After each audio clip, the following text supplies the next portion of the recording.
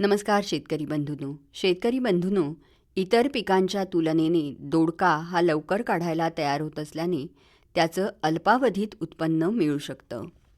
उष्ण आणि दमट हवामान या पिकाच्या वाढीला पोषक असते. या पिकासाठी भारी कसदार जमिनीपासून हलकी रेताळपर्यंतची जमीन चालते. पाण्याचा उत्तम निचरा आणि भरपूर सेंद्रिय खतं असलेल्या जमिनी या पिकाच्या योग्य वाढीला आवश्यक आहेत.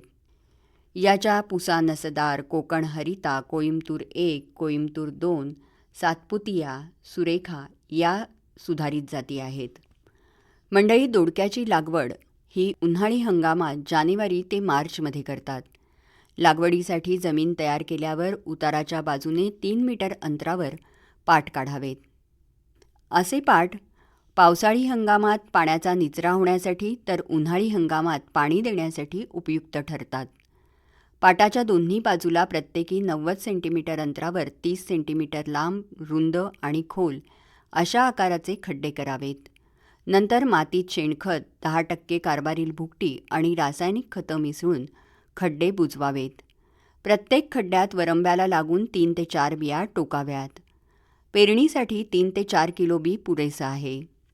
2 आठवड्यांनी विरळणी करून प्रत्येक ठिकाणी 2 रोपं ठेवावीत. 3 ते 4 आठवड्यांनी पीक खुरपून घ्यावं.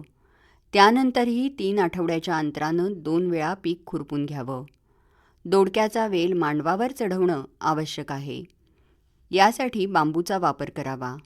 तसंच वेल मांडवावर चढवण्यासाठी बांबूच्या शिऱ्या किंवा सुंभाचा उपयोग करावा. उन्हाळी हंगामात या पिकाला 6 ते 8 दिवसांनी पाणी द्यावं. लागवडीच्या वेळी प्रति हेक्टरी 15 टन शेणखत, 30 किलो नत्र, 50 किलो स्फुरद आणि 50 किलो पालाश द्यावं. लागवडीनंतर 1 महिन्याने हेक्टरी 35 किलो नत्र द्यावं आणि उरलेलं 35 किलो नत्र हे लागवडीनंतर 2 महिन्यांनी द्यावं. साधारणपणे प्रत्येक आळ्याला 2 किलो शेणखत, 10 gram urea, 45 gram super phosphate आणि 8 ग्रॅम म्युरेट ऑफ पोटॅश लागवडीपूर्वी द्यावं. लागवडीनंतर 1 आणि 2 महिन्यांनी 10 ग्रॅम युरिया प्रत्येक अळ्याला द्यावं. मंडळी, फळं कोवळी असताना ती काढावीत. साधारणपणे लागवडीनंतर 45 ते 60 दिवसांनी फळं काढणीला तयार होतात.